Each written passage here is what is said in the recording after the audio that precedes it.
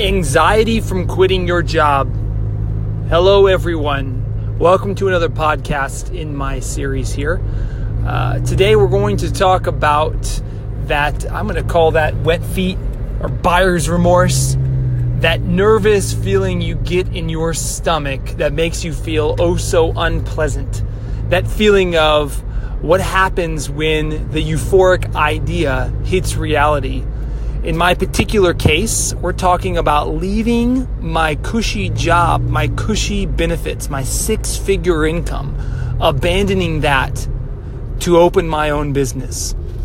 Oh my gosh, 6 months ago, I had this feeling of restraint. It was like I was in prison. Not because my job was bad. I had a fantastic employer. But I wanted to do things on my own. I wanted to put my stamp of approval on my work. Not only that, but I wanted dividends from the 80 hours a week that I was working. Dividends, meaning continual growth from the investment, from the time and effort I'm putting in my business. By nature of being an employee, you may get overtime, you may get some type of stock share, but the reputation that follows the business brand. And if you don't own the brand, you don't benefit from the reputation. I want benefits from the reputation. So I decided this brilliant scheme of opening my own business. I demoted myself on my current job. I haven't quit it yet, but I've demoted my responsibilities, therefore demoted my pay, and I have somewhat of a steady income. But the majority of my emotion is going towards my business. I still have the obligation. I'm meeting the obligation of my employer. But I would say my 5:30 p.m. to 9 p.m. and weekends are now going towards my own business. And as like I said, demote my pay, demote my responsibilities at my primary job. And hell, my wife, she quit her job to go full-time in on our business. I got this bubble gut feeling like, oh my gosh, did we make a mistake? What if we fail? What do we do? And that's the same feeling you get when you're going to buy a home or buy a car. You get this buyer's remorse. Was this decision the right decision? So what do you do? How do you get over this anxiety after you've made the leap? That's what today is about. So the book Decisive by Chip and Dan Heath is a fantastic book. There is one chapter, I'll have to find the specifics, I'll link it in the resources, where they talk about having a trigger. That's the first thing. That trigger is, if this decision that we made is a bad idea to go out on our own, what is that trigger?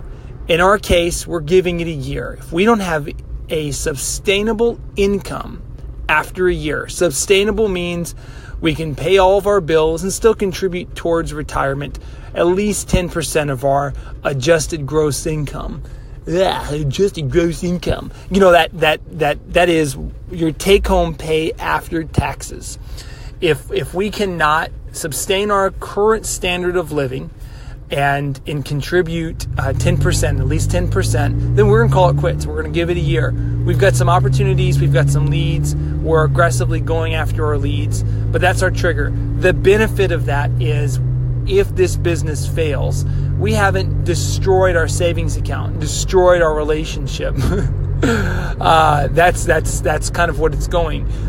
One other thing, and this is, I guess I'll need to find some cliche or catchy name to call this, but it's called a plan B, right?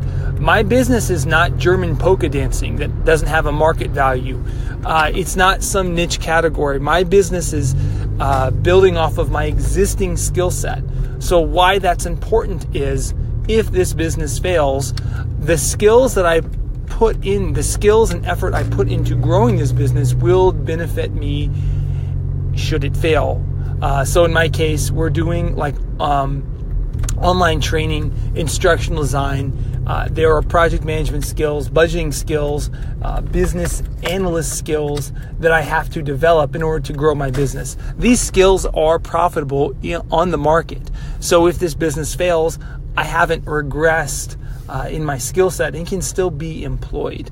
So that's another, I would say, backup plan for my portfolio. And that backup plan helps reduce my stress, my anxiety from going out on my own and killing my income. So I hope this video has definitely been beneficial in how to get over that anxiety.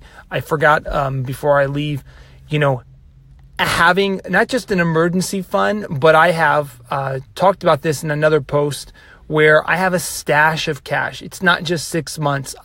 I have purposely prepared for this a year of not creating an income. In reality, we'll probably create some type of income in the next year, but we have basically stored our annual expenses in a CD from the bank that we can withdraw should we need that money.